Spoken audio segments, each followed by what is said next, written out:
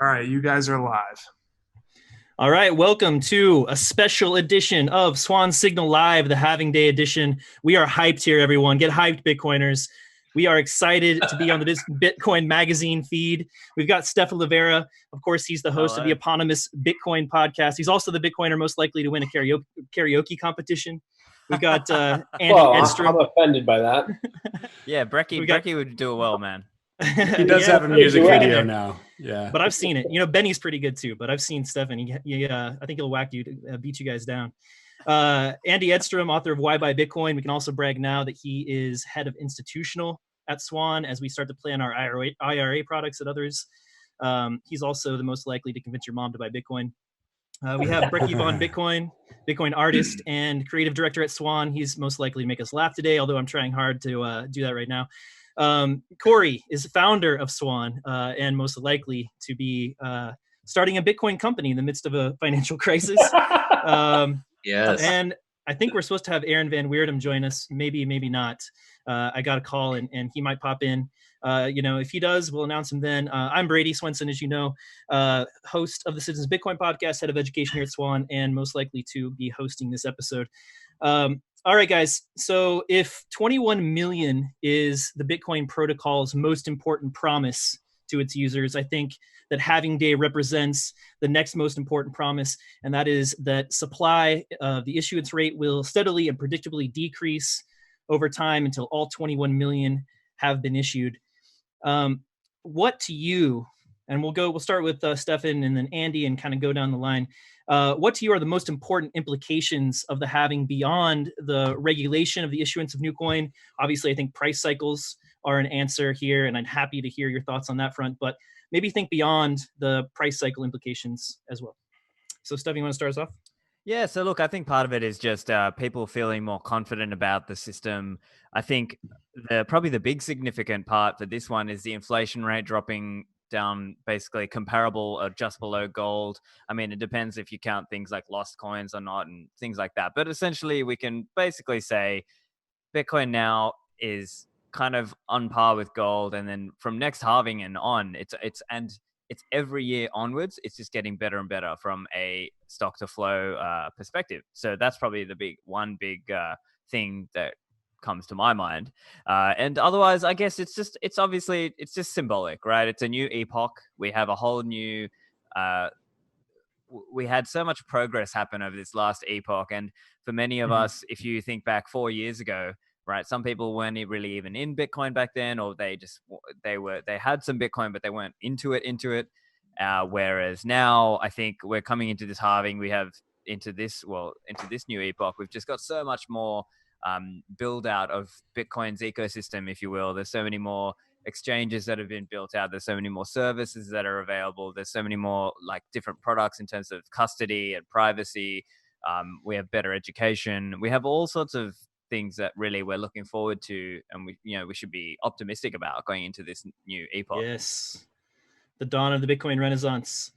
All right, Andy, give us your thoughts on. Yeah, I'm happy to pick up from there. I definitely want to echo what Stephan said about gold. Bitcoin is now as hard as gold. Gold has been the hardest money in history until now, and Bitcoin is now on par, but has a much lower value.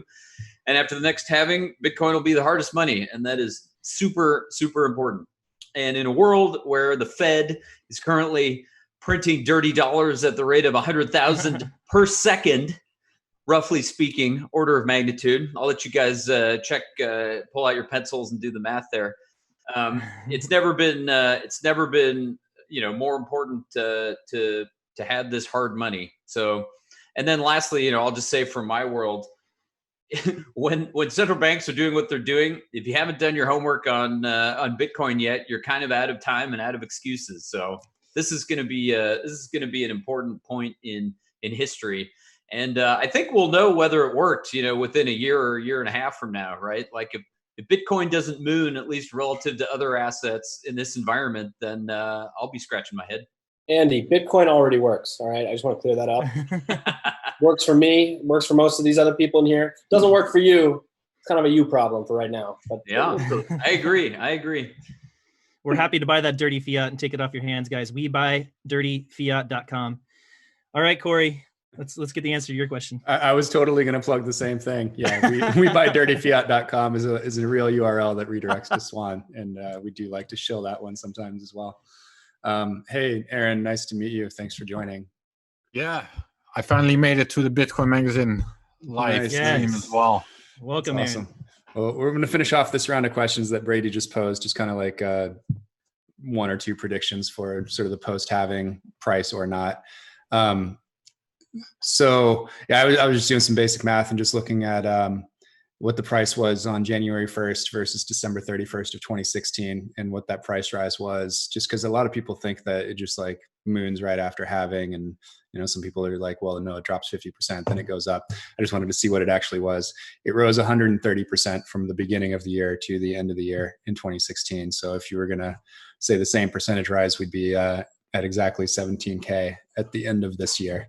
So we're running a Twitter poll from Swan. If you want to chime in and say you think it's going to be over or under $17,000 on December 31st of this year. But, my own personal view is, as in previous cycles, that would be just getting started. And, all sats under Bitcoin 100K are cheap sats. And then you have to start thinking about like your own portfolio construction and what's responsible in your life and family situation, whether you can hodl for a few more cycles or if you need to sell a little bit or whatever it is. But I think we're just getting started.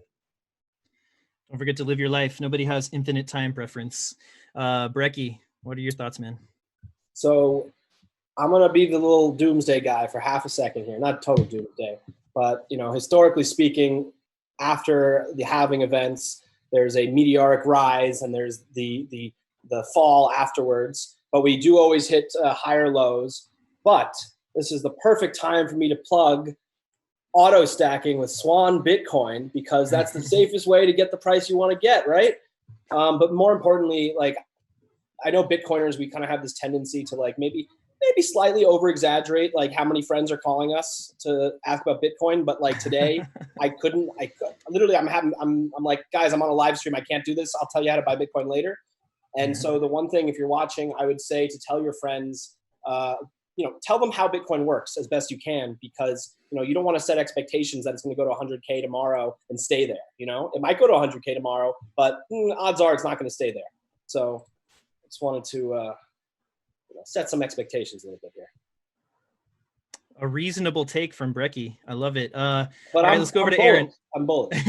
Let's go over to Aaron, who I didn't get to introduce, so I will. This is Aaron Van Wirdum from Bitcoin Magazine. I'm sure you all know him. And he is most likely to be a better Bitcoin journalist than you.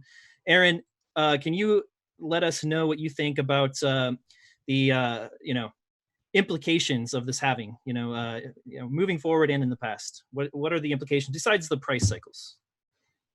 Besides the price cycles? Yeah, or you can talk about the price cycles, but we're trying to. The halving is pretty predictable, right? So I don't know about any further implications other than that. We all knew what was going to happen. There's going to be another one in about 4 years. That's not very surprising.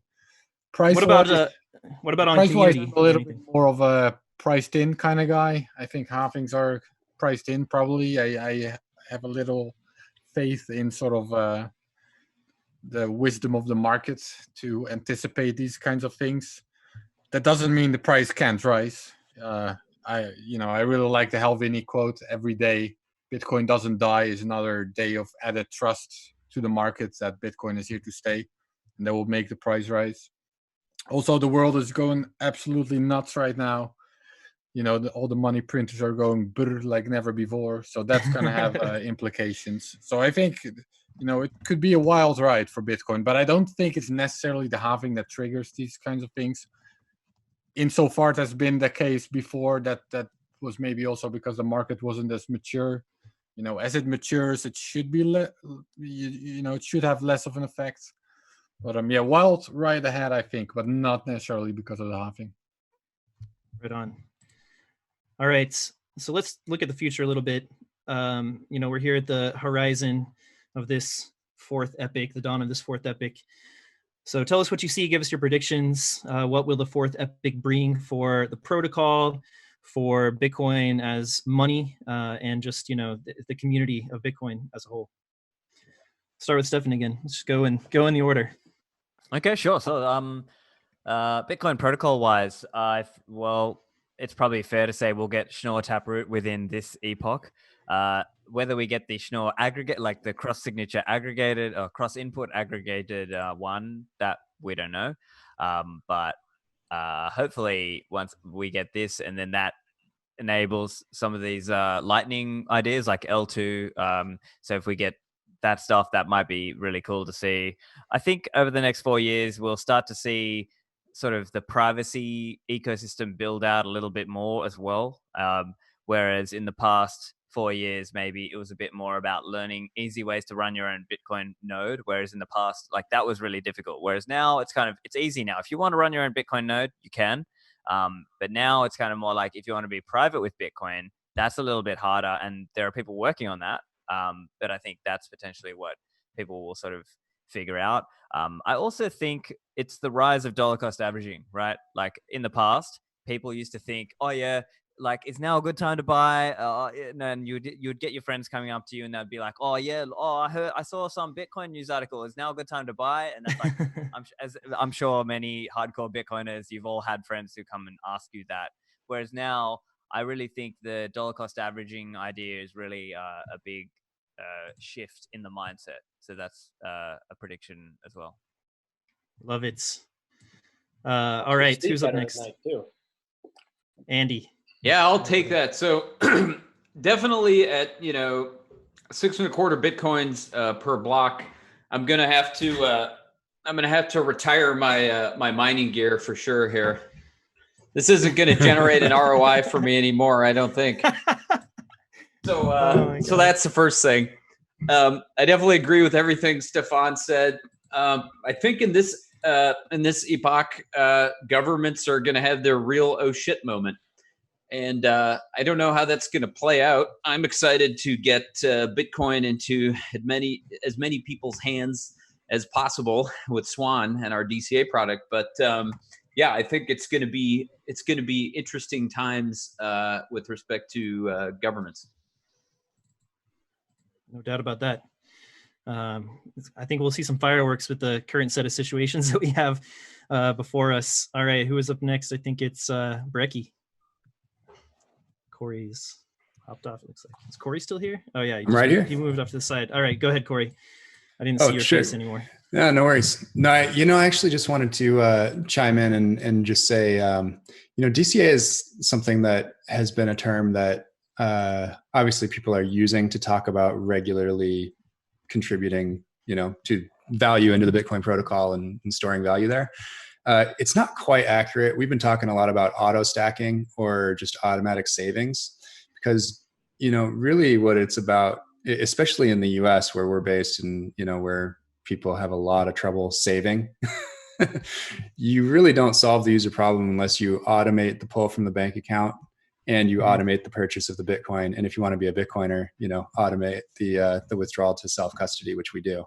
So unless you're doing all three of those things, you're really not solving the user problem that exists. So I just wanted to be kind of clear, like we're trying to shift that messaging over, toward auto stacking. You'll start to see that, if you've been following, we're using that a lot lately instead of DCA because DCA is kind of like an investment strategy and is, frankly, kind of iffy for an asset with massively upwardly skewed volatility. So it's more about just finding a way to accumulate a lot of value in the Bitcoin protocol the same way that you would do like a 401k or or equity in a mortgage. So that was just that's something that Swan was set up to do, and that's what we think will basically start to provide the price floor, along with other people doing the same thing like Cash App and River, and can't forget about Coinbase and Gemini. I've had that for a long time, even though it's kind of buried number 12 or number 15 action you can take on their homepages. But there are people that stack there even though they overpay.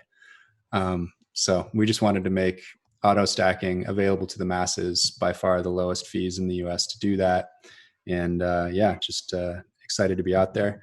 I want to call attention real quick to this background that Jan and Brady have. So swanbitcoin.com/halving.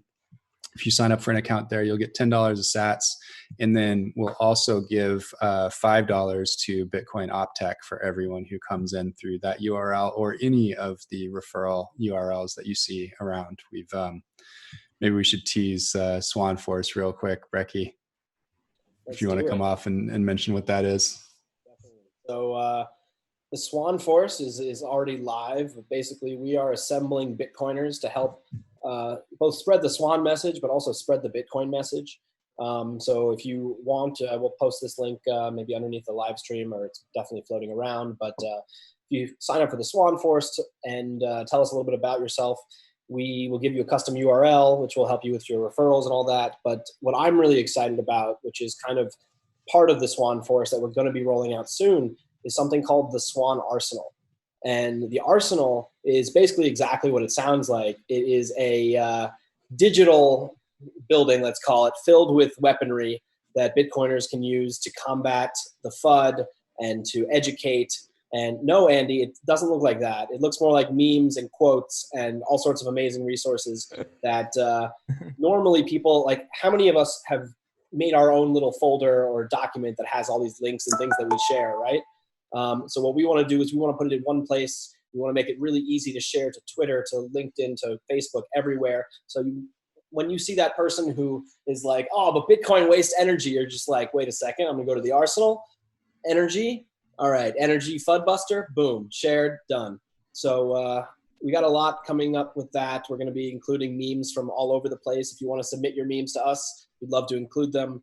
Going to be featuring lots of artists and memers and educators. So stay tuned. It's going to be exciting. Let me just chime in real quick on the referrals. It's swanbitcoin.com/earn, EARN. So you can pop in there. And one cool thing there is anyone globally can participate in that. And the payouts are in sweet Satoshis. So yes, our users are all US, but we already have people making referrals from like South Africa, Pakistan, Indonesia, India, kind of all over the world, just trying to shill Bitcoin to citizens of the United States.